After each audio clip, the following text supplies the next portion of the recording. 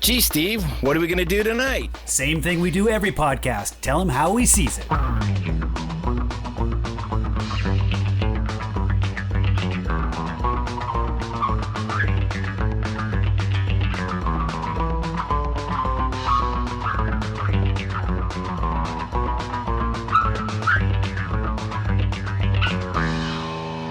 Thank you. So, how do you know Scott? He's a friend. It's hard for me to keep track sometimes because he has so many friends. Knives? How did you meet Scott?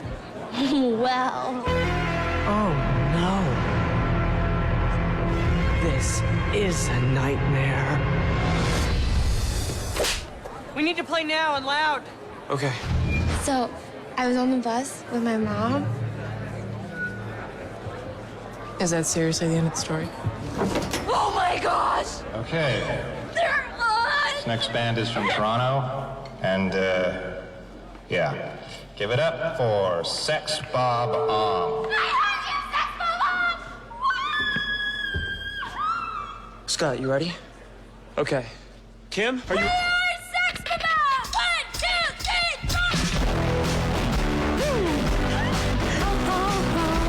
Here we go. It's How He Sees It, episode 297. This week we're coming to you with Scott Pilgrim versus the world. We're How He Sees It, and we're here to sell out and make money and stuff.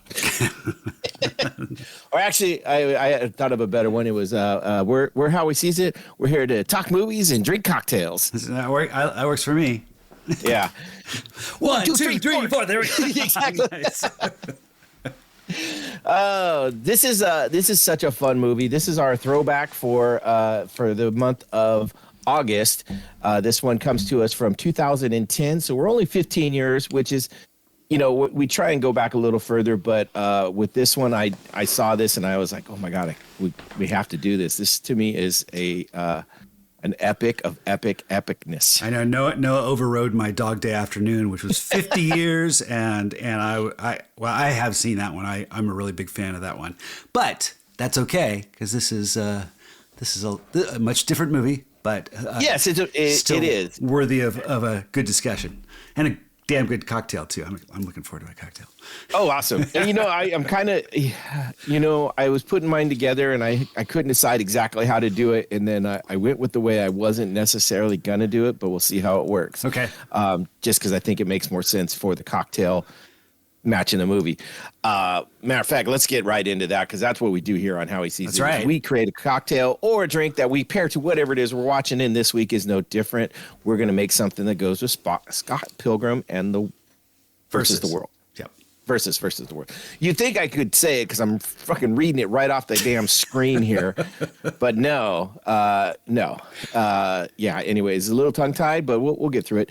I'm going to go first because it might take me a minute after that to get back into it, so that'll give me a chance while you talk about your drink to Go for it. Recover. This is a movie we talked about in the past, quotable movies and things like that. And there's just it's a funny thing that this movie is one of those ones that I find I do quote quite a bit, and it's odd things like sex Bob-Omb. For some reason, whenever something comes up, I say that a lot just out of context too, just randomly.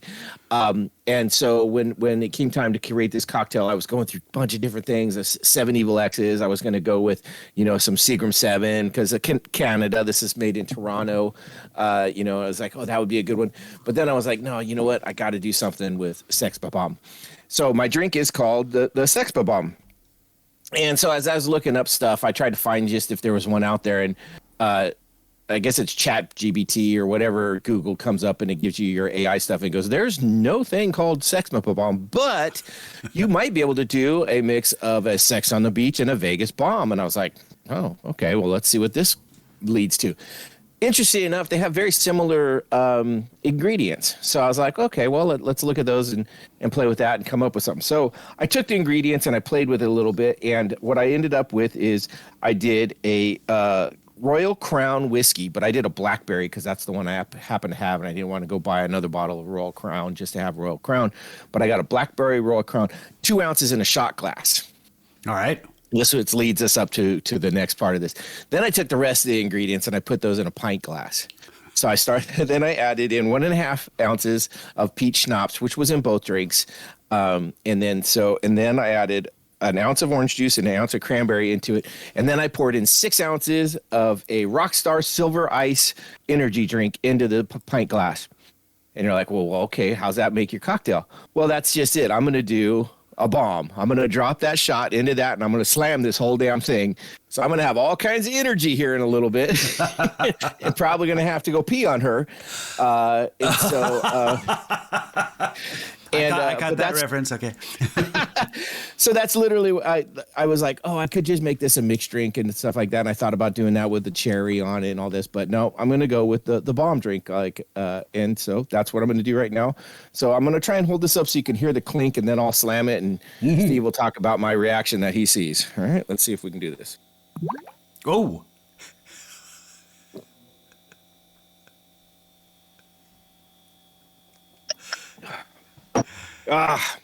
It's actually really good. That's great. That was an epic drop. I'm gonna try. I think I'll try to make a little note. I gotta highlight it a little bit. I gotta capture that audio and maybe throw it at the end of the episode, just like a bloop. Yeah. So yeah, I don't do a lot of, like, car bombs used to be the kind of the go-to that I remember doing and stuff like that, or Jaeger bombs when I was way younger. Every St. Patrick's Day, I used to do car bombs with my kids and stuff like that, just because it was one of those fun things.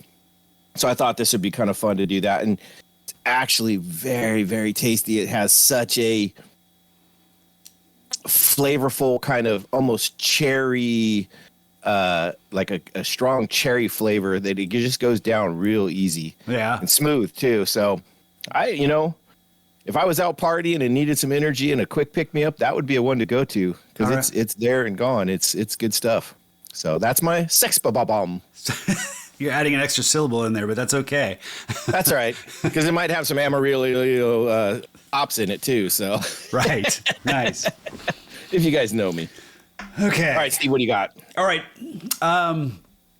So this week I was trying to approach my cocktail a little different. I've been kind of tired of the same old, or at least I stick with a certain style of drinks, spirit, bitter, sweetener. I've been making them kind of the same, and I wanted to try to do something kind of completely off the beaten track. So I actually got a book. It's called Liquid Intelligence by Dave Arnold. It's got a lot of really interesting things. It talks about some different types of ingredients you can go into. It talks about acids. It talks about saline solutions that you can make and stuff. And one of the things I wanted to do was, rather than building a drink with base spirit, I wanted to kind of build it with something other than that. So okay. So I had that in one side of my brain, and then I'm also watching the movie, just trying to collect some ideas and stuff, and I kind of threw those things together. It was when I was watching the scene. It was when Todd and Envy are when he's fighting Todd, when Scott's fighting Todd. Yeah. That I came up because it was a line where Envy tells Todd, "You're incorrigible," and he shrugs and he says, "I don't even know what that means." Exactly.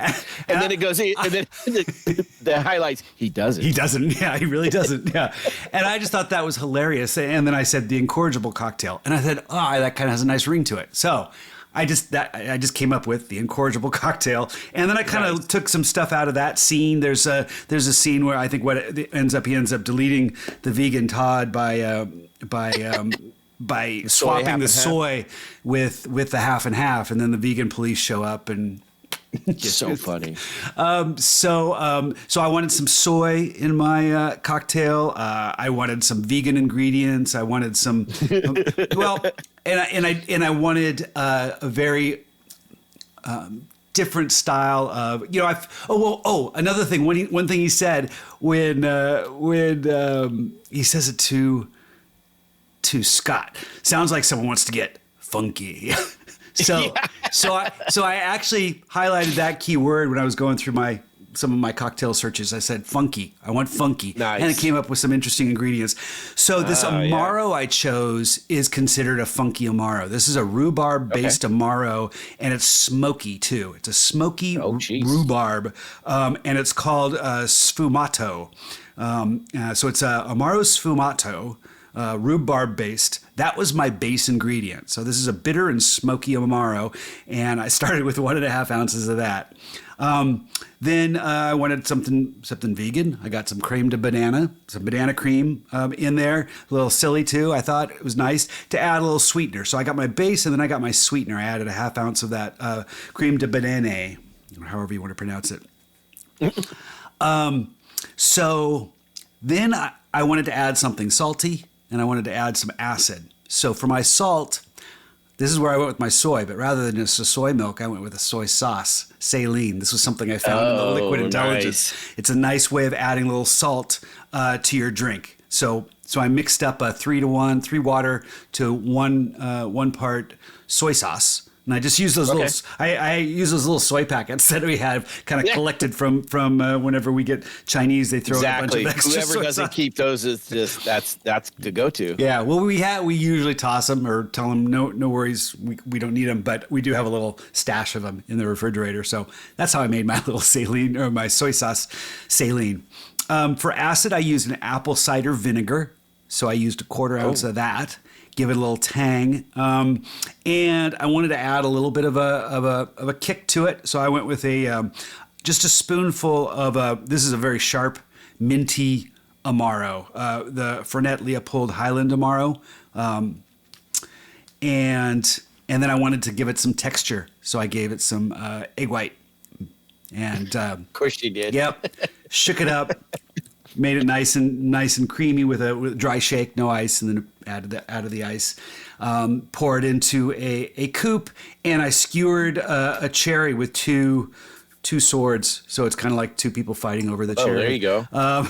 On top. Anyway, I actually a couple hours ago I made this up because it was really kind of panicking me a little bit. This is a weird cocktail, but I was really pleasantly surprised. What I think it is a little funky, which is fine because I was going for funky, but it's creamy and it's really well balanced. So you still get that kind of funky Amaro bitterness, but everything else about it just comes together nice. Surprising, that soy sauce saltiness and the acid, and then the sweetness from the banana is just nicely balanced too. And then the texture is wonderful. So hopefully I made this one the same way. So hopefully it's okay. Good. No, that sounds really cool. I love the fact that you go into all the different kind of things, and you know, you were talking about being different, and you wanted to have something that's not the same, and that's literally what this movie is. It seemed like a good one to try to kick that idea off. Yeah, because it's not what you would think. This is a movie that takes video games and music and, you know, just comedy and throws it all together. And it's a comic book adaptation, which I didn't even know until just recently, listening to other people talk about this. I didn't know this came from comic books. Yeah. And they had the support of the writer, who I think he even tipped him off about changing the ending too, I guess. Well, this is a Game of Thrones type thing where this actually came out before they finished the series. And so they had 2 endings filmed, and I think they went with one that wasn't what the comic did. And some people were back and forth. I thought it ended okay. No, that was the early audiences saw that version, but actually the comic ended more like the movie did, where he got back together with Ramona. I thought it was different, but yeah, no, it could be. I haven't read the comics. I kind of want to, but then again, I really love this movie, so I kind of don't want to be swayed into a different, process. Like, I really like what happens in this movie, so I don't want to change anything from it. There's just so much about this to like. This is directed by Edgar Wright. Let me get that right. Also written by him and Michael Bacall, and then the comic writer was Bryan Lee O'Malley. And so it just Edgar Wright is it? Yeah, go ahead. Yeah, I want to talk about Edgar Wright before you, because he's got that's quite the repertoire of movies. Which is interesting because I know a lot of people know his movies, and a lot of people just are ass over tea kettle for his fucking movies of Shaun of the Dead, The World's End, Baby Driver. I have to say, I think I've seen Shaun of the Dead. I have not seen World's End. I have not seen Baby Driver, and I know that's blasphemy. I don't know why I haven't seen that. Why but, blasphemy?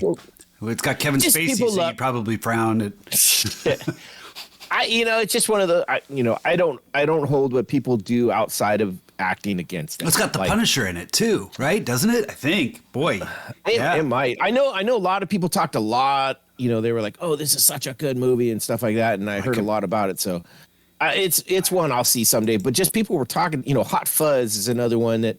A lot of people really like that. Hot Fuzz. Yeah, that's a great one. Shaun of the Dead and Hot Fuzz has the Simon. They all have him. Yeah, well, he's one of his top. Simon Pegg and Nick Frost.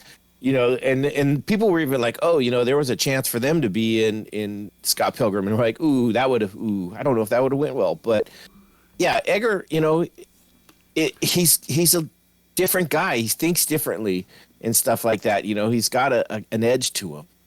So it makes sense that he did this movie. He brings a lot of style to the movie. Looks like there's a lot of pre-planning there's got to be storyboards and stuff that they're planning all the editing, because it's really built on editing and pace. Yep. And the script is really tight. They've got there's a lot of rhythm in the dialogue and in the kind of the way people are talking. Yeah. Did you know he was tasked to and I think was working on Ant-Man originally for a while? Yeah, go back to our Ant-Man podcast. I think we talked a lot about that. Did you? Okay. No, well, did you? No, I don't remember. You did too. I don't remember. But I was like, oh, imagine how crazy that would have been with him doing this. It just, it would have been so interesting. He's such a eclectic type guy. He's got a style, right? You know how certain directors have a style that you just know. That's kind of him. And so what he's got coming out in a few months too. He's got the remake or the adaptation of Running Man, which it's oh god, yes, and that looks so fucking good. Yeah, and it looks, based on the trailer, a little closer aligned with the book, because that's a Stephen King book. The Running Man, Arnold Schwarzenegger, was a little bit more of a kind of a perversion of that story. It was wild and fun. It was great. It was great. So I don't know if this is based off of the movie. I believe it says it's based off the book, but I don't know if they leave. I think it's more off the book. Yeah. I saw the trailer when we went and saw Fantastic Four the other day, and I was like, "Holy shit! This is whoa!" So I think it's way more off the book than it is. That's another. The only thing it has in common with the Arnold Schwarzenegger movie is the fact that it starts with a game show, essentially. Yeah. I think that's about it. That and The Longest Walk. Is that what it's called? The Long Walk. Gosh. I know what you're talking anyway, about. Yeah, those are both Stephen King ones that he wrote under the Richard Bachman name. Interesting enough. That's another one that's like, I think that's a movie coming out right now too, isn't it? Yep. Yeah, that one looks brutal. Like, I saw the trailer for that too, and I was like, ooh, I don't, can I get through that? That's crazy. But yeah, so I mean, so the main stars in Scott Pilgrim is Michael Cera as Scott Pilgrim. We got Kieran Culkin as Wallace Wells. This guy fucking kills it in this. He's so funny and so good, so perfect. A lot of stars that were kind of before they were stars in a way. You got Anna Kendrick, such a supporting cast. I know this is. Oh yeah, Allison Pill is Kim Pine, one of my absolute favorites of the whole damn movie, and she gets so little, but I just love her. Aubrey Plaza, Julie Powers, another just phenomenal supporting character. And it's just, you're like, every time she pops up, you're like, oh fuck yeah, she's here again. Mary Elizabeth Winstead as Ramona Flowers. Holy crap, like, whew. If I would have saw this when I was a teenager, yeah, she would have been all about my type. I'd have had her poster all over my room. Yeah. Yeah, I think I've seen her prior to this. I'm looking up her feature films because She hasn't she was been in in a Sky lot. High. Sure, okay. And you know what it is? Live Free and Die Hard, the fourth Die Hard movie. She was Lucy Gennaro or McLean. Well, you're a big Cloverfield Lane fan too, aren't you? She's in 10 Cloverfield Lane. She is, but that was 6 years later. That's 2016. Okay. I was looking for anything. Oh, before this. Before Scott I get Pilgrim, you. yeah. Yeah, she's been in a couple different. She was in Death Proof. I might have seen her in that too. Could have been.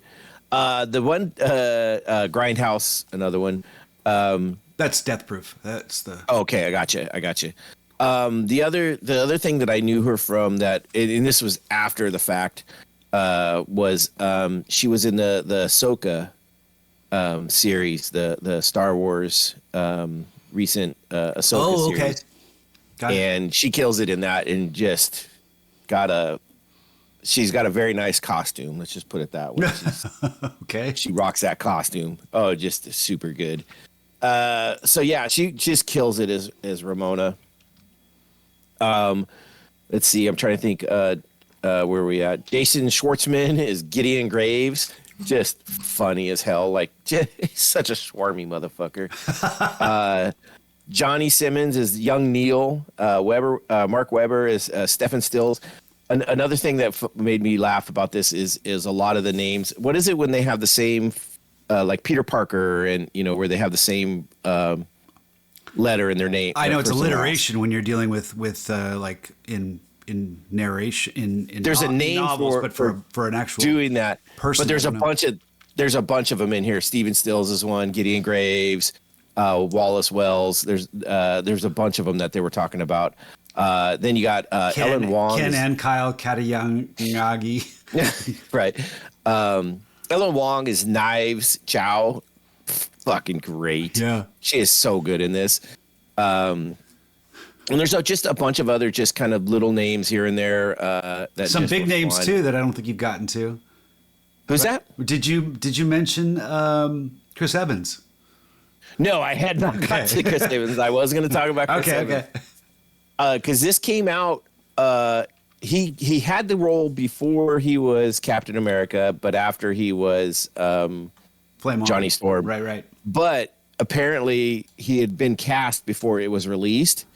So there was a cat. I think it was like a pre-red carpet thing that they were doing, one of the tours that they were talking about, and Michael Cera came out in one of those puffy Captain America outfits to do the press conference, and I was like, "That's fucking hilarious." That to me was like, "That's some funny shit right there." When the movie first started, I didn't realize this until I just started watching it this time. Was the narrations done by Bill Hader? Yeah, exactly. Yeah, well, that's what they were saying is like there's a lot of people. Here's another one like this, and there's a lot of superheroes that happen in this one. Brie Larson. Sure. Yeah. Envy Adams. Holy crap. I did not know it was her, even watching it again until people started talking about it. I was like, oh, shit, really? She reminded me of your middle daughter, I'll tell you that. In this movie, some of the shots and just kind of the way that kind of evil stare sometimes. Yeah, the look. Brandon Roth is Todd Ingram, our vegan. Mae Whitman is Roxy Richter, another one of those names. There's just fun stuff through the whole thing. There was another one, Patel. Where did he go? Sata. Oh fuck! I'm gonna blow that up. Satya Bahaba.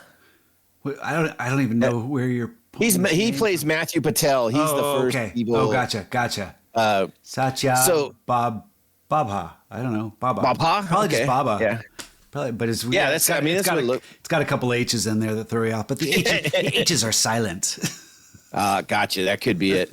So just a shit ton of people. You're like, oh, I know that person. And just so much fun. Going through this, and this is, and not only is it, have such a crazy cast where you recognize people. They all have really distinct characters. You feel like every time one of those characters shows up, they pop. They're on the screen and they light it up. The supporting cast in here is epic, and that's probably just the direction, the way they chose to take each of these characters in different ways, and then how they all play a part of well, they're also based off that graphic novels, and they have very distinct characteristics from the novels that really they were able to get into and stuff like that, and they all have distinct things. Like, they don't get into half of what really happens in the books, but they all have these, they all were able to read a little bit into it and give it a little bit more, and just so much cool shit that comes out, and you talked about it earlier, the dialogue, I think, is what's one of the strongest points of this, right? It's super flashy and cool graphics, and not only that, the music is fucking phenomenal. Like, this is one that, like, I still, every time I get pumped when the music's on. Like, there's certain songs that I'm like, oh God, that's awesome. It's my style of music. Yeah. It really is. And that techno stuff that gets that kind of deep bass. No, I know. There was that techno band that was fighting. I'm assuming you like more the Beck style, the really heavy. I do. I really like the Sex Bob-Omb. Yeah. And I really like what was Eve. The Eve Adams song, the which was done by. So here, let me get into this real quick too. Okay. I'm not sure if you got this. Well, you said Beck, so you must have got. They got actual musicians to create every one of these songs. Every one of these songs has an actual. And Manic is the one that does that Eve Adams song. I can't think of the name of the group, but that's an actual song that they released, and I listened to it and I was like, oh, it's pretty good. Something about the one from the movie is so much better. And matter of fact, a lot of fans apparently were like, you got to release the Brie Larson edition. And they did eventually, I think, on the 10-year anniversary. But they had to have her recreate it, and it's not as good as there's something about that first part of that when she starts singing, you're like, oh my God, you nailed it. So good. The video game and the aspect where the lightning coming off of things and the graphics and stuff. One of my favorites, you talked about the fight with the vegan Todd. And when he goes, oh, you want to get funky. He had just thrown Scott through the wall, right? And there's this big hole. And all of a sudden you see you hear that bass line, do, do, do, do, do, do. And then you see the D's coming out, like little graphic D's flying out of the darkness at him. And he's back there just playing the bass. And they have the bass off, and you're like, holy shit, come on, get it. It's like so good. This is one where you could nerd out on so much different stuff, because that apparently, and this is one I didn't catch as well because I'm not familiar with it as much, but that was the theme song of a video game, like a boss level video game that what Scott Pilgrim was playing in that battle, and I was like, what, are you kidding me? I'm like, that's his fucking cool as shit. The fact that they just had all that, and there was all kinds of actual Nintendo sounds from games that they had in the background, which are so cool.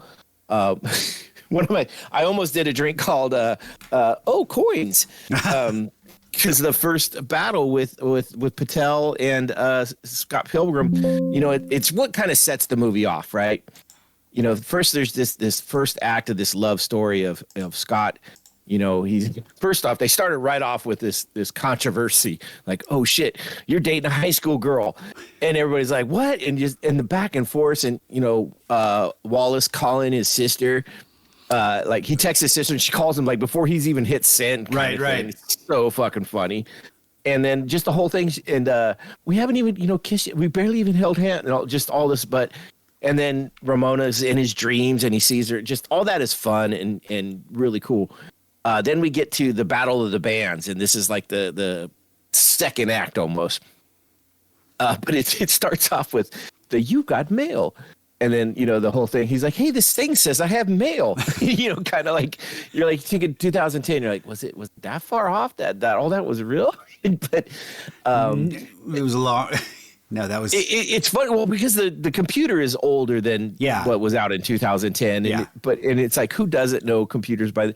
But I love this. He's reading it and he goes, "This is so boring. It's, well, it leans into the whole millennial Gen X, style of kind of that these characters are all built off of that generation. And so it's, it fits into the timeline of where you're at. So you watch this in if you would have watched this 20 years earlier, it would have been like, who talks like this? It would almost probably been a little off. And like in maybe another 10 years, people, I don't know about our kids, but our grandkids would watch it and go, this is just bizarre or something like that. It's all, they're all playing these little silly games and stuff like that. That's so, you know what, in 5 years, when she's old enough, I'm going to show this to my granddaughter and see what she says. Okay. And she's probably going to, I don't know, she might be corrupted by me enough by then that she'll get it. So who knows? But yeah, it starts, I was going to go with the O coins, because it's the video game thing. And, we get the first fight, that second act, that starts it all off with Patel. And I was going to say, he goes, you didn't read my email, in the 7 deadly X's or just the whole thing. And it just starts off, the video game. And it's so funny. It just all the way it starts is just edited so cool. Like he's like, what do I do? And then he was showing flying at him. He's like, what do I do? And you got Wallace up there, fight. And then I just love it though, because all of a sudden he blocks him and punches him, and then you're like, oh shit, here we go. And then they go and fight, and it turns into like a Bollywood fight. He's got the devils with him, the 4 evil devil cheerleaders that show up. I know. Like, oh, hey, what's weird. Up with this? I'm a little bit on his team right now. What's up with that? But just the whole thing. But when he finally beats him, and he blows up and into coins, and he's just like, oh, coins, and starts picking them up. Makes me laugh every time. So I thought about doing a drink called O Coins, but I couldn't do it because I wanted to have actual Canadian coins. Because that's I think there's one scene where they actually do a close up on the coins, and they're all actual Canadian coins, since they're in Toronto, right? Which is a big part of it. And I was like, oh, if I could get Canadian coins, I would probably do it, but I couldn't, so I did it. Got another drink. Canadian, but just the whole Puck Man conversation. Puck Man, oh my god, it makes sense though.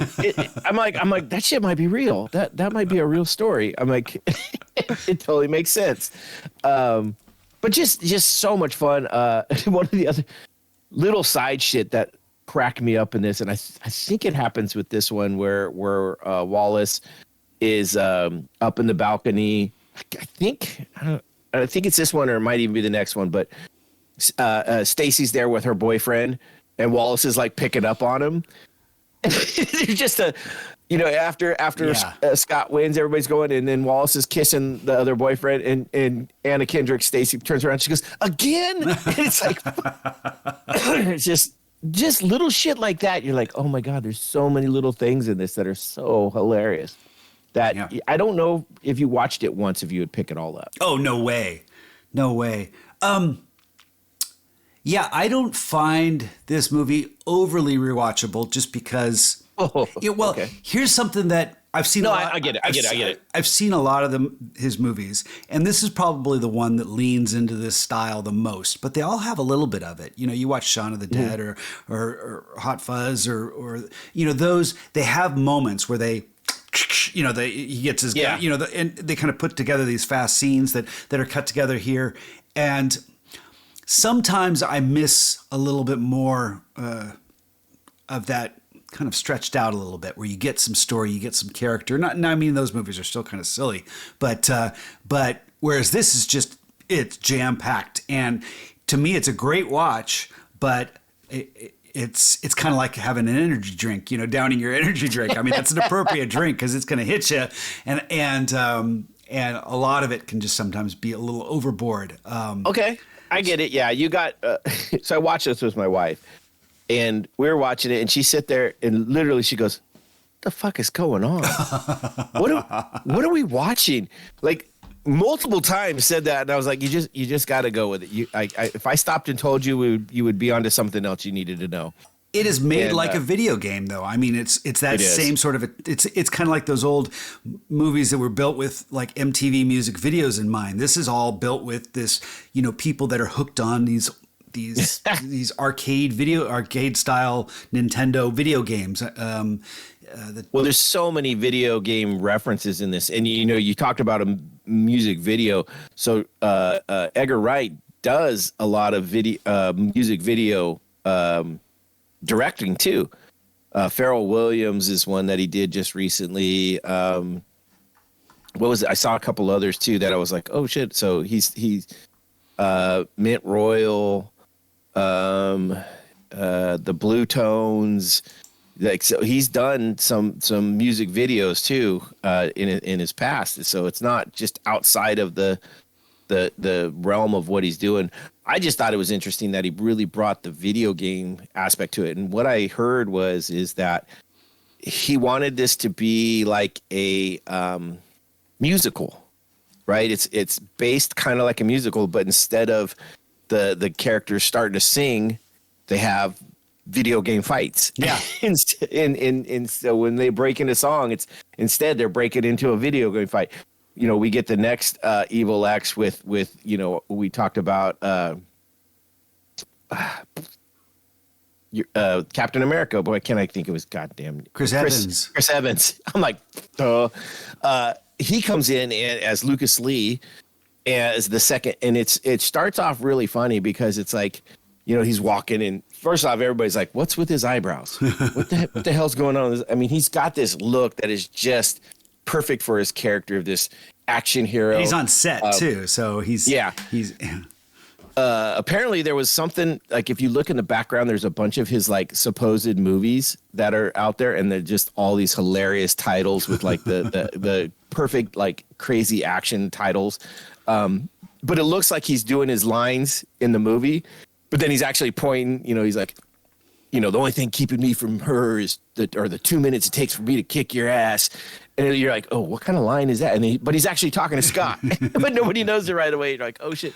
But what's even funnier is he comes over and he's right in his face, and Scott's just, starstruck, and he punches him, and he comes back and he's, can I have your autograph?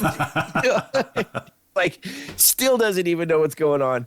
The fight.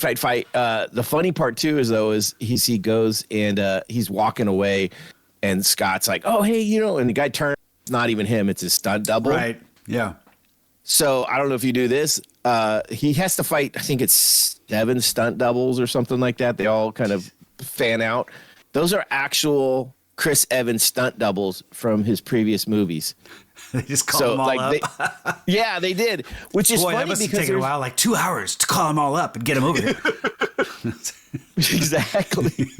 Which the funniest is like the first guy, I'm like, oh, that guy looks a lot like him. But the guy if you're looking at the TV on the left and the back, he's like a foot shorter. He's Asian. You're like, how the fuck is he even a stunt guy for this? I mean, he's like, there's just no way. But apparently they were all stunt guys for Chris Evans over his previous movies. Probably a lot in the Fantastic Four. And there was a couple others before that, but I was just like, that's hilarious. Yeah, they do a lot of martial arts style moves in this. And I was watching closely because you could tell like they're doing some photo trickery at times. It kind of comes across as a video game, so they can get away with some stuff the way they're moving the camera around. It's really effective. But I was surprised seeing like Michael Cera doing all this stuff. It's like, oh, you don't see his face. You don't see his face. And then suddenly he turns and it's him. It's like, oh, I wonder if they pasted those things together or something like that. But it was done really well. I heard it's a mix of both. Like there's some where you're like, oh, that could be him. I think he did a little bit of training for it. But then there's also some where you're like, oh no, I can tell that's a wig on a dude. Yeah. And then one of the other, well, I mean, just talk about realistic and trying to stay away from CGI and stuff. Some of the things they did is not only did they have the band members play the music, they actually learned to play the instruments they were playing, so that was realistic. There's that scene where they do the kind of, I think it's a very opening when they're playing, Sex Bob-Omb is playing, and it just comes down the hallway, and this is one take. And that's when they show the title, the Scott Pilgrim title, as the kid finally gets to the couch where they're watching. Yeah. Here's another one that I thought you might geek out a little bit as your one take kind of thing. So funny thing, he comes down the hallway.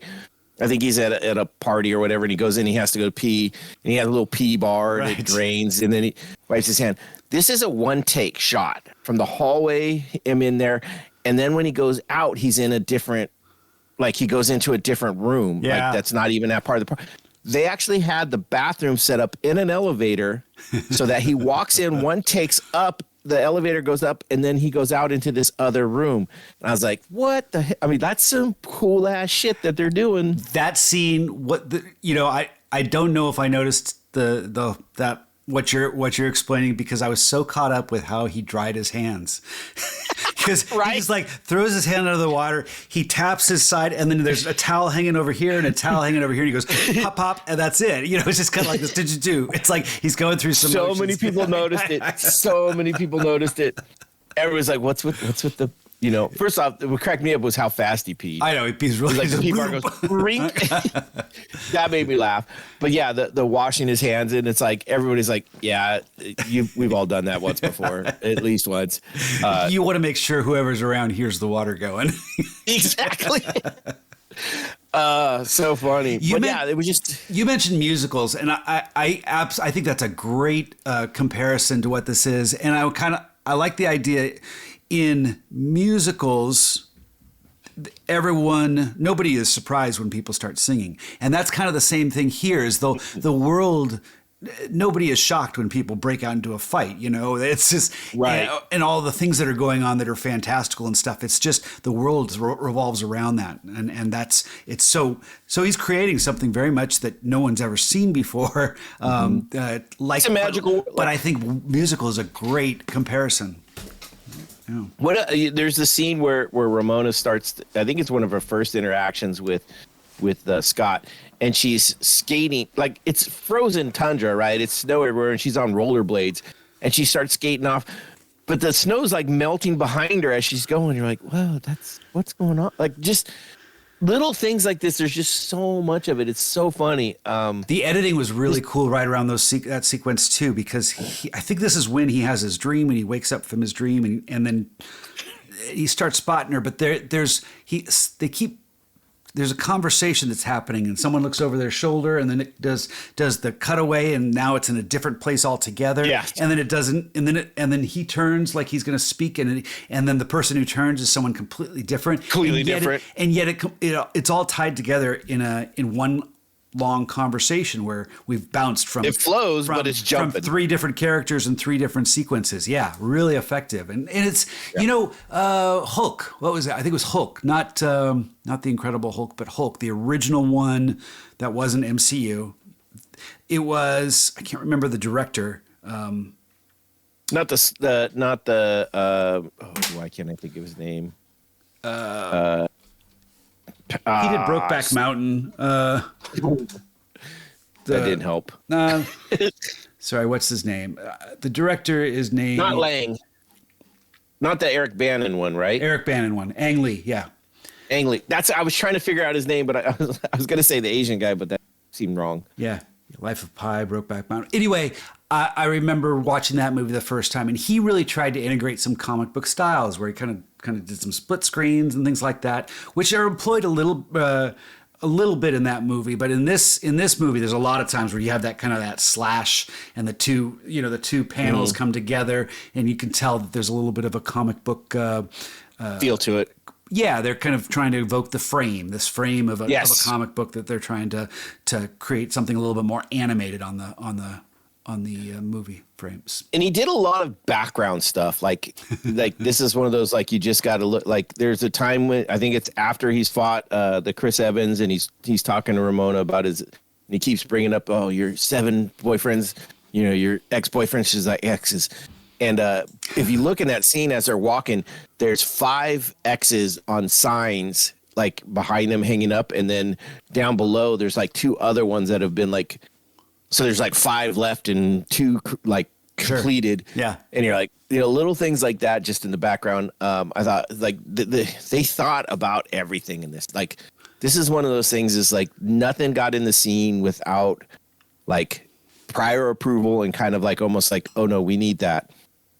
You know, matter of fact, one of the ones that when they're in the record store, I can't even remember who. I think they're talking to Julie Powers, Aubrey Plaza's character, who happens to work everywhere. Right? She works at the coffee shop. She's like literally everywhere.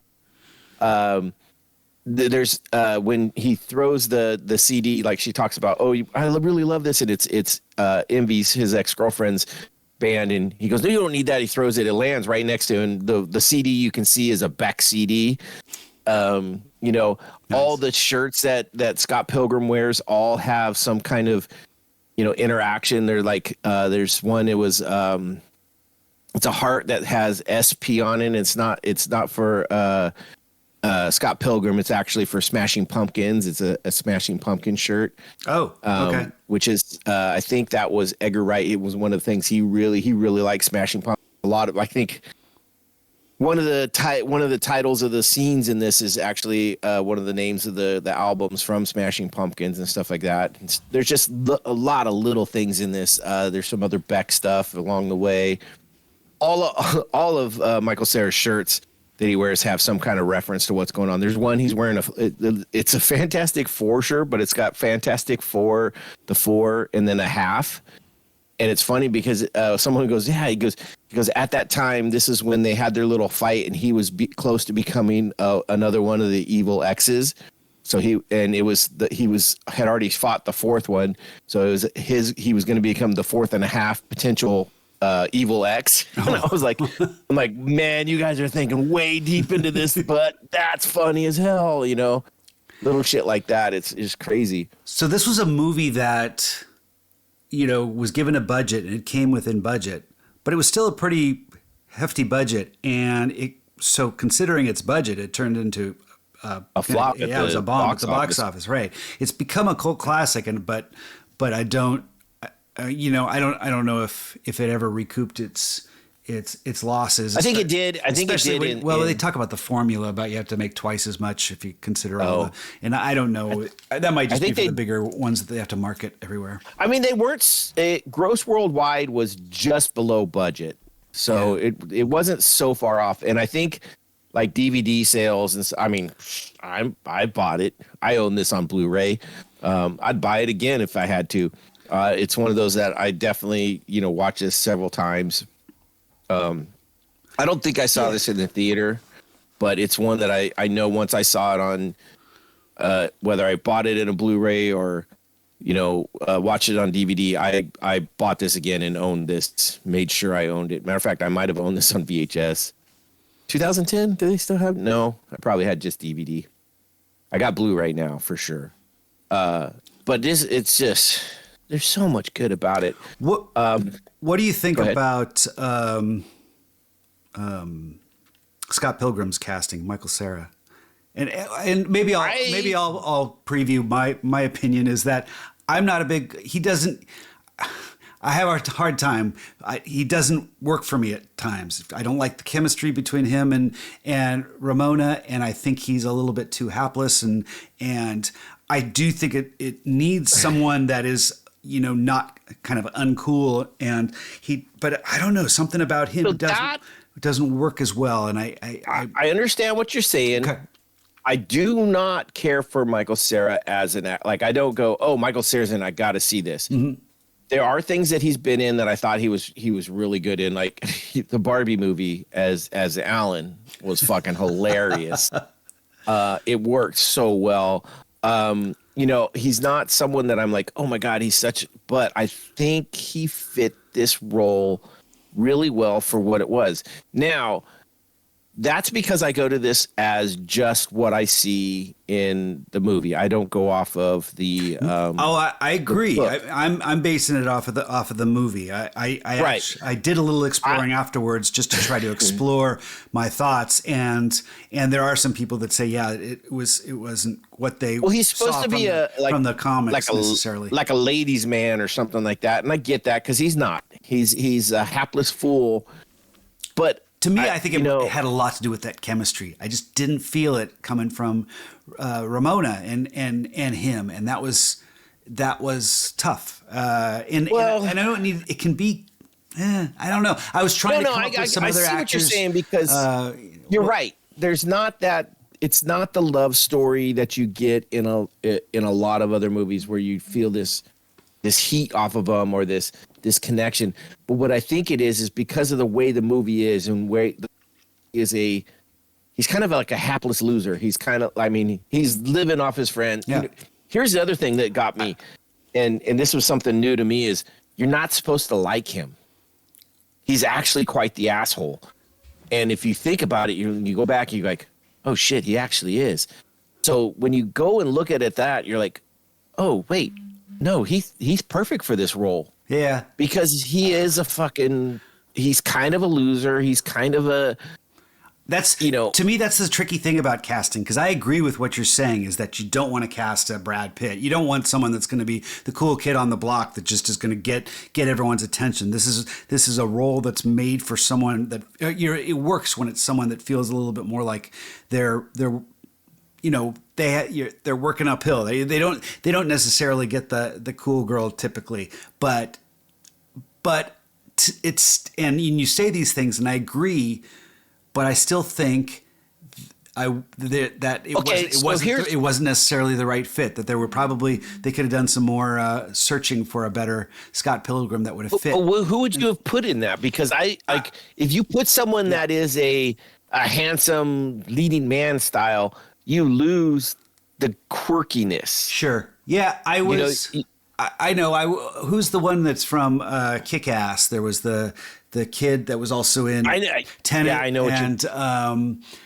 I thought about that too, and for some reason I was like, "Is that the same guy?" But it's not. Aaron Taylor or something. I'm trying to think.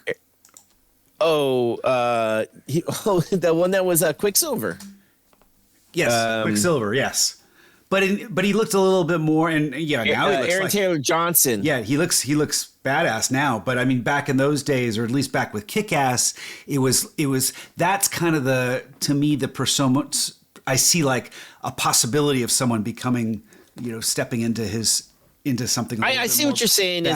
Yeah. And again, this was just me trying to come up with someone because I don't think it's easy to cast, especially when you're trying to fit all these things. And it's funny because Kick-Ass came out the same year. Oh, did it?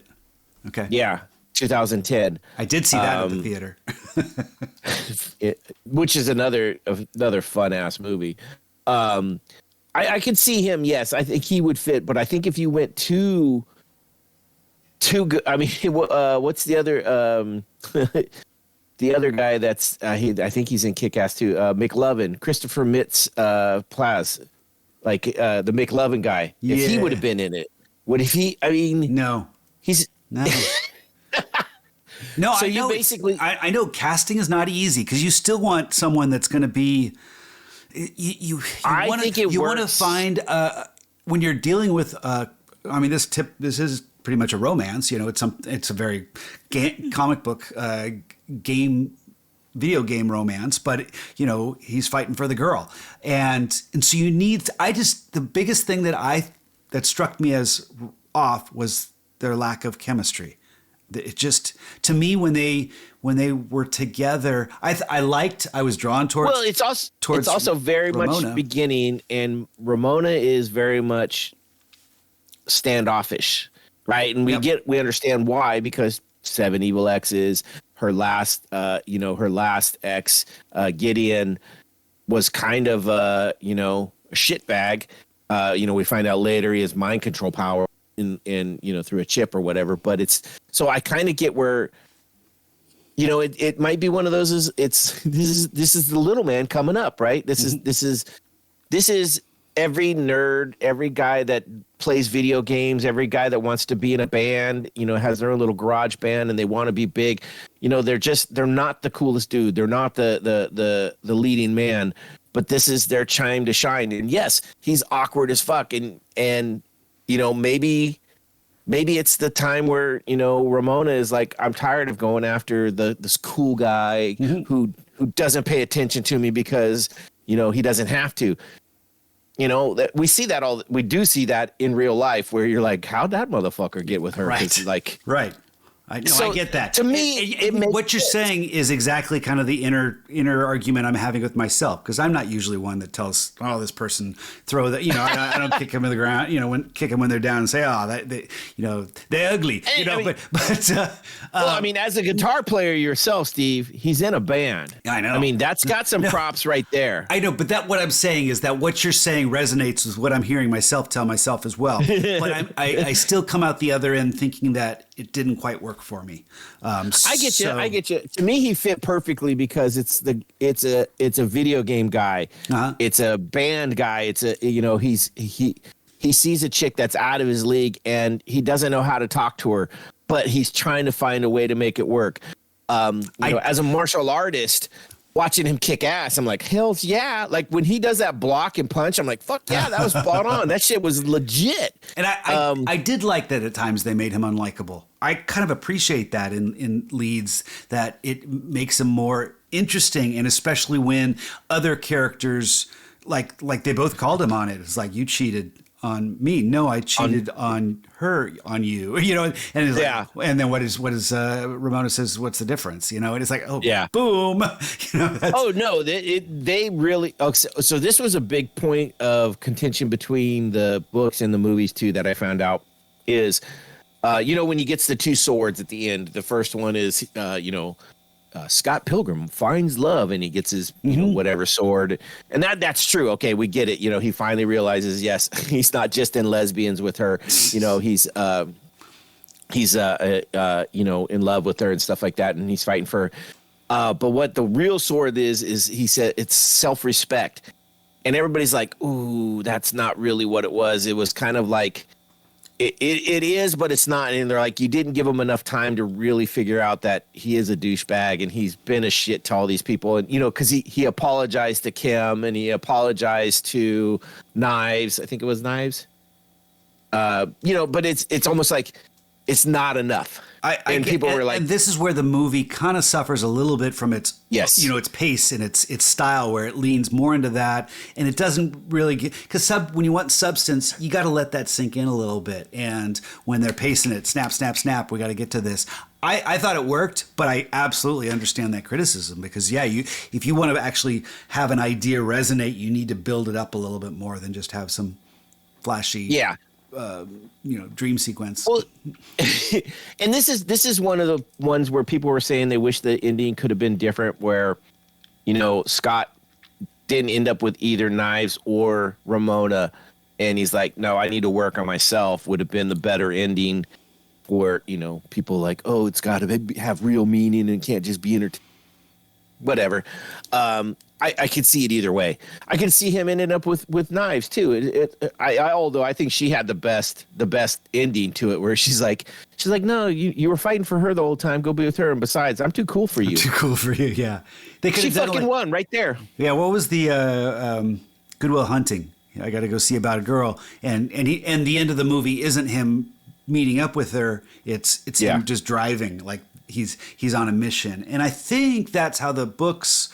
When they finally had a book, it was he had decided to go back and try to get back together with Ramona. I was reading it, so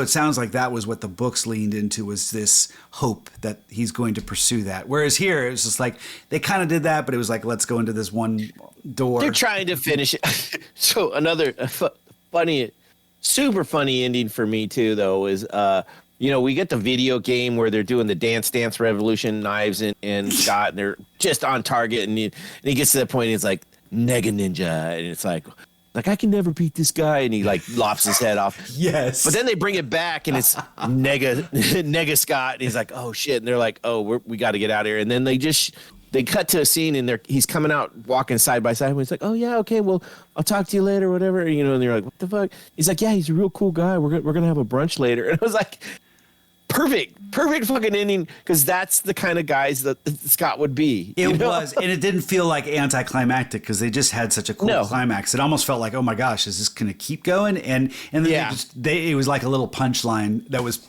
I agree, that worked really well for me too. Little shit like that really made me laugh. So, just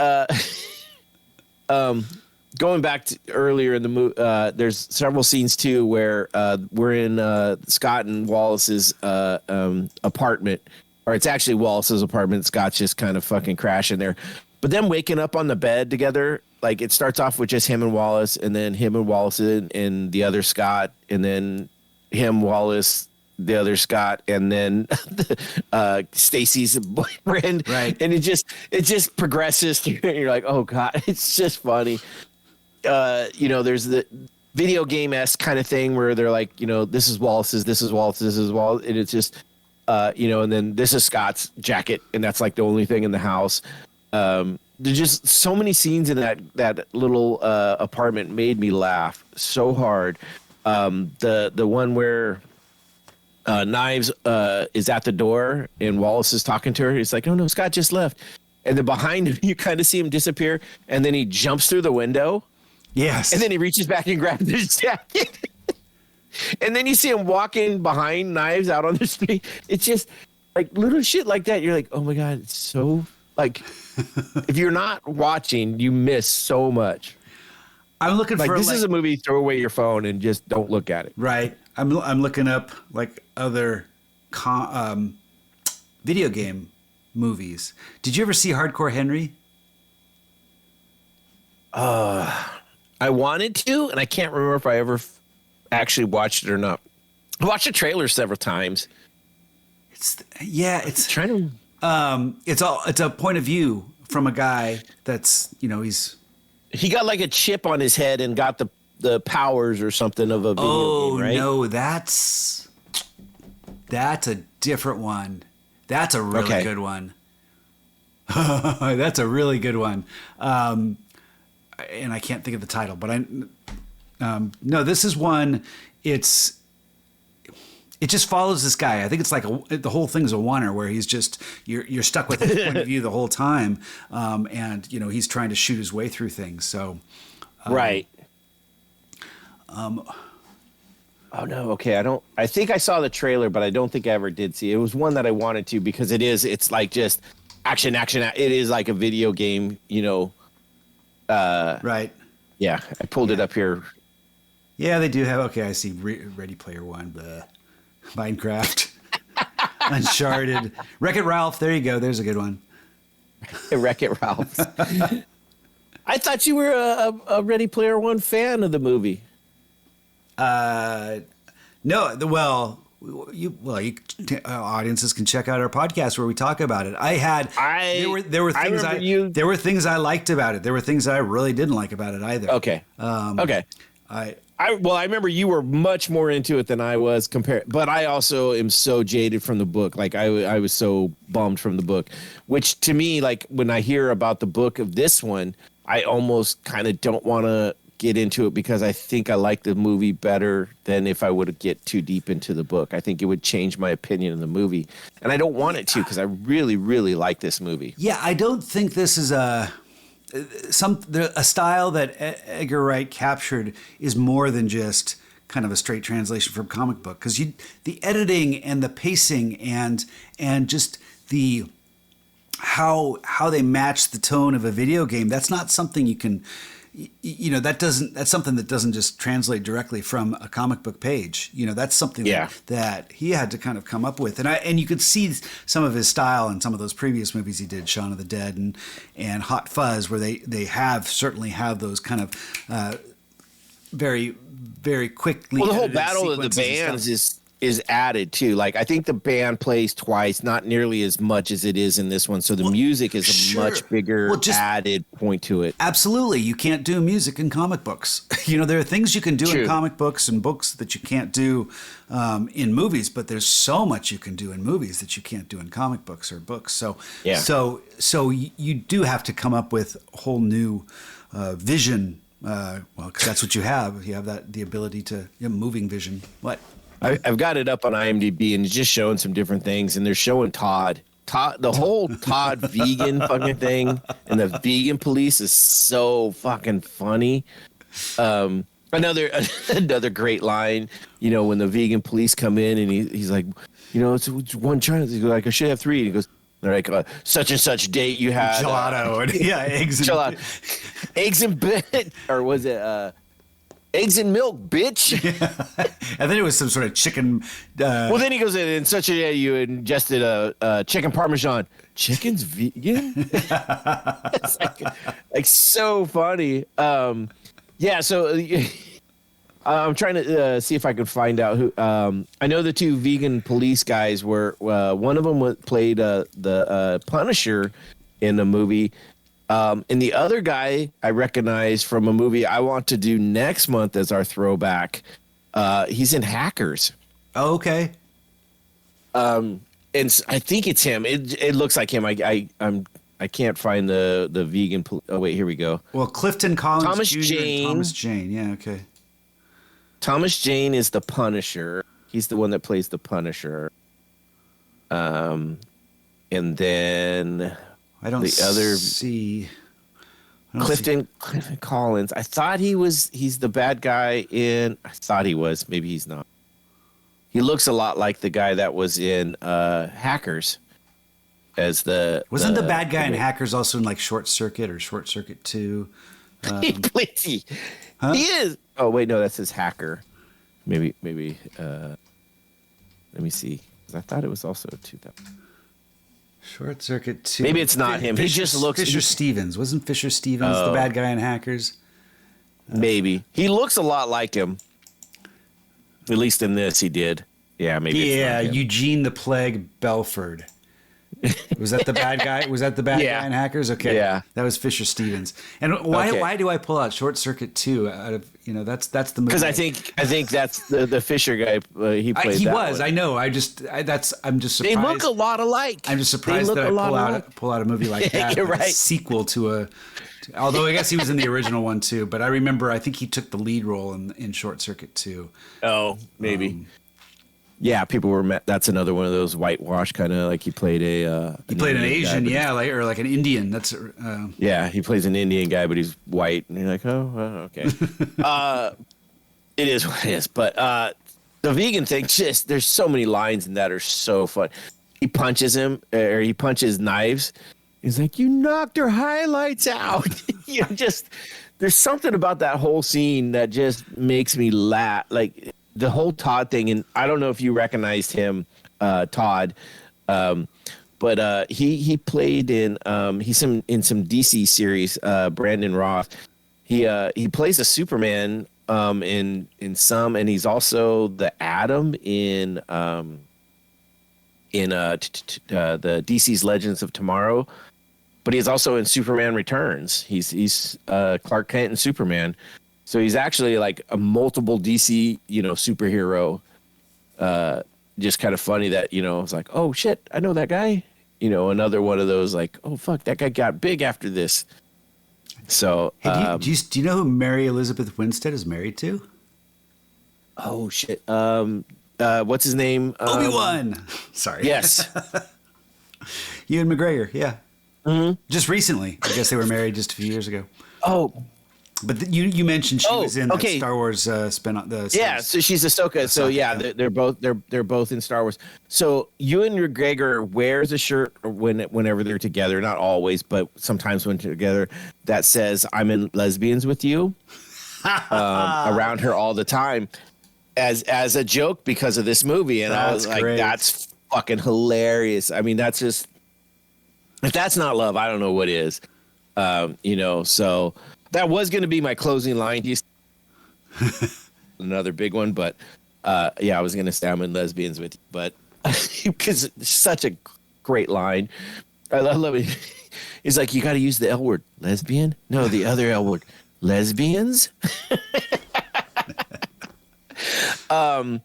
One of the, I talked about too that the Nintendo was involved. They reached out to get the actual sounds from some of the games like Legends of Zelda and some other ones. But one thing they couldn't get, we got the big Amp versus Amp battle with the twins, right? And then the Sex Bob-Omb, and they have the Double Dragon, and it was supposed to be against the Donkey Kong, but they couldn't do Donkey Kong because Nintendo wouldn't let them have that. They let them have sounds. But they didn't but I think it kind of worked out better. But it was just kind of a cool, video scene where the music they're blasting each other with the sound waves, and then they have the. Well, they got away with it too because it looks like Donkey Kong. I mean, it's not exactly. Oh, I knew it was. It did look Donkey Kong. It looks like if Donkey Kong got squished, something like that. Yeah, it has an apish type, but it's not Donkey Kong. But it was what everyone thought about. It's like, oh, they're going up against Donkey Kong, you know.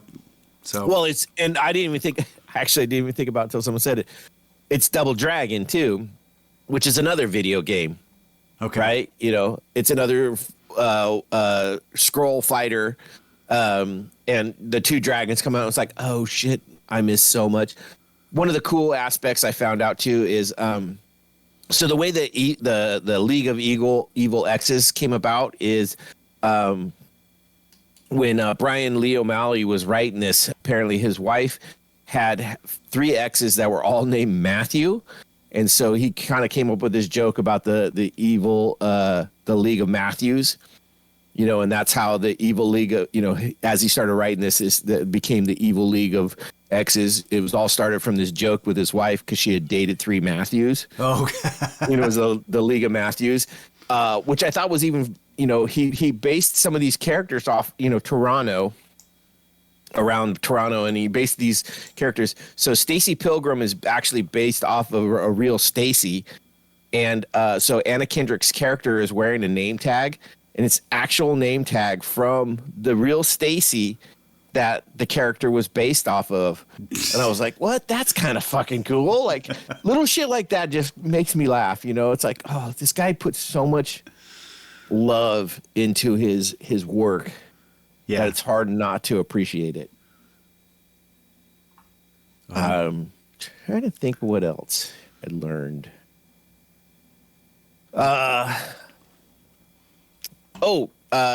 So your favorite boy there, Michael Cera, had to dumb down his bass playing. Oh, he's that good, huh? Apparently he's that good that so he didn't outshine the other people that had just really learned to play.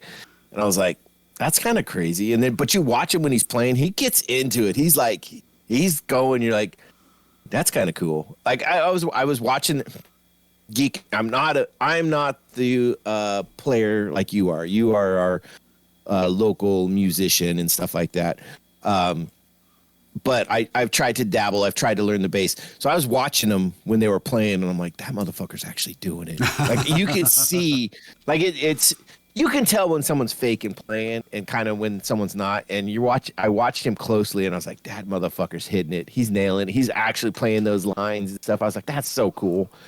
Especially because the songs are good. I enjoy the music out of this. I think it's part of what the love for me is of this. And I think, you know, the intro at the beginning, you did the Allison Pill. I don't know exactly what you said, but every time they did, I think it kept evolving a little bit. But it was always just got you right ready for that. And then 1, 2, 3, 4, you know, like, yes, this is really, it introduced the song so well. And she has a great line. The way she said it too. It's just crazy. Well, yeah. Kim Pine is great. Apparently she's a much bigger character in the books, which makes me kind of want to read the books, but she's we did Picard, right? When we watched the first season of Picard. She's in Picard. She's the doctor. Okay. And one of my favorite characters in that. Something about her, she's just cool. She's one of my favorite characters in this. That's her. But yeah, there's the scene where they're in the final battle, and Sex Bob-Omb is playing for Gideon, and he's like, Kim, to get her started, and she fucking flips him off, and she goes, yeah, we're Sex Bob-Omb, and we're here to sell out and make money and stuff, and then does the one, and then when he comes, Scott ends up dying and coming back, and they replay that whole scene just like when you die in a video game and you get back at your save spot and come back through it all. And then this time he apologizes to everybody, so now they're on Scott's side. And then she goes, yeah, we're Sex Bob. We're here to watch, Scott kick some ass. And then they start putting, but yeah, that whole 1, 2, 3, 4, they just start going. It's so fun. It is. It's, and those were, so I know I mentioned that, but yeah, Beck wrote all of the Sex Bob-Omb songs. Okay. But if you look at in the credits, performed by, and it lists, Beck. Oh, yeah, but 'cause then they are also lists Alison Pill and Michael Cera, and so they're playing their roles, they're playing their parts. That's cool. Good Alison stuff. Pill, Newsroom. That's what I know her so well from, which is a series on Showtime that's really good. She's got a really interesting character arc. Suffers from panic attacks, but she works in a newsroom. Really good role for her, and a good series to watch. 3 seasons. Okay, I'm gonna have to check that out. We've been trying to catch up on some TV. We ran out of stuff to watch, so we were kind of picking up new things. Oh my God, you ran out of stuff to watch. I'm sorry. Well, I mean, you know how it is. Like, you watch all the good stuff as it comes out, and then you got to go back and like, okay, so, we started watching the new Wednesday, which is fun. I'm really excited about that. But we're watching a Supernatural. I'm not sure why that became so big, but okay, I guess I asked my youngest daughter about that, and she goes, yeah, well, it's the introduction to young girls about witchcraft and demons with hot guys, and I was like, maybe that's why I don't give a damn about it. Okay. well, there was a lot of movies or shows like that. What was Charmed? I remember Charmed. Cindy in it. Charmed had the three witches, so that would be the girls would get it for the witchcraft and witches, and guys would watch hot chicks. This doesn't have, it's the exact opposite, but there's no hot chicks, so it's just the dudes. So I mean, it's fun and what it is, but it's just like I was like, we finished the first season, and I was like, if I never saw this again, I'd be okay. It's not horrible, but it's not great. So yeah, we're looking for new stuff. I might try and pick up, and make you happy and watch Better Call Saul. I got to see if Alyssa can stand it. We'll give it a shot. I don't know. 6 seasons is a lot of episodes to get through. But it's one of my favorite series, it probably is my favorite series. But I don't know if Alyssa's going to for it. So speaking of series, though, did you know that this also had an animated series done? I did see that because Michael Cera did the voice. They all came back and did the voices. Okay. So that's the funny thing is all the main characters came back and did their characters. And it's an animated series, I think, which is closer to the main series books essentially. It's Scott Pilgrim Takes Off. It's 8 episodes. But yeah, they go back, and this was 2022 through 24 apparently when it was on. I'm trying to see. It's on Netflix apparently. So okay, I'm looking for. Well, who I'm looking for. I'm looking at Alison Pill's. Maybe I'm. They all came back. So okay. Yeah, I've seen Alison Pill on there, Brie Larson, even Chris Evans, Anna Kendrick. I mean, these are all big characters, big stars now, and they're all back for it. Like every single one of them. Yeah. All the main characters came back. That's great, except for Bill Hader, apparently. Dick. He's a hater for sure. Well, even Simon Pegg and Nick Frost, they got him in there. And that's great. Well, there's Weird Al Yankovic. Weird Al Yankovic did the narration. Well, there you go. So, yeah, I mean, yeah, if you got the choice between Edgar Wrong, Kevin McDonald as Edgar Wrong. But yeah, apparently they're able to bring in a bunch more new characters that were in the comics that they couldn't actually get in there. But I love the fact that the original voices are done by the people from the movie, because that just really helps. And the one Bryan Lee O'Malley, who did the comic book, he wrote this. He and Ben David Grabinski, so he was really involved in the writing of this too. Nice, cool. Netflix. I might have to check that out. Although I don't have. I was thinking the same thing. I was like, I'll probably end up watching this by myself. I don't think my wife was impressed by the movie as much as I was, but that happens quite a bit. We have our different genres. I watch Outlander. I watched that for her, and she watches this kind of crap for me. So we trade off. Nice. So, this was a lot of fun. I'm glad we did this. I'm glad I saw it. And, if nothing else, it gave me a reason to go watch it again. Yeah. I did watch it twice. But if anyone wants to go check out a 50-year-old classic, Dog Day Afternoon, another throwback, and that includes you, Noah. I think you might find it a good watch. It's based off a true story, and it's a bank heist movie. So it's not. I did see that. Not about dogs. Well, I mean, there's nothing wrong with dogs. This got Al Pacino in it. It does. And this is back in his heyday when he was killing everything, right? In the 70s, when it was all about Al Pacino. He's got his Al Pacino hair and right. So let's see if I can pull this up real quick. Yeah, it's playing on Paramount. So if you got Paramount, check that out. It's 50 years old this month. Yep. So, but next week, how old does that make Al Pacino? Because he's okay. Anyways, next week we're coming back to you with something brand new and spectacular. So some might even call it fantastic. And that's we're hitting the new MCU Fantastic Steps out in theaters right now. Yes, we got out when we watched this. We braved the outdoors to go and see this just so we can talk to you about that. You've already seen it? Yes, I did. Okay. I have not. My cool daughter works at a theater now, so I got to go. Oh, that's right. You were trying to get me to go to that, and I bailed on you. Well, it's been interesting. We've had times where it didn't work out for certain things, like Superman was one that didn't work out, but this one worked out. We went and saw it. Quite enjoyable. We'll talk about it next week. Good. I'm looking forward to seeing it. Bo and Nina. Mm-hmm. If you haven't seen it yet, that's interesting. Okay. No, I haven't seen it yet, but I'll make sure I see it before we podcast on it. You got a week. Yeah. Well, if not, it's going to be a very short podcast. Just me spitting knowledge. But Fantastic Four. This is like fourth time they've tried to make this family, this MCU's first family, get out there. Marvel's 1961 release of trying to make this, comic books attract everybody because it's got the family feel to it. And so they've tried so many times without any success. And so we'll see how they did this time. All right. Well, based on what the little hints you're giving me, it's worth a viewing.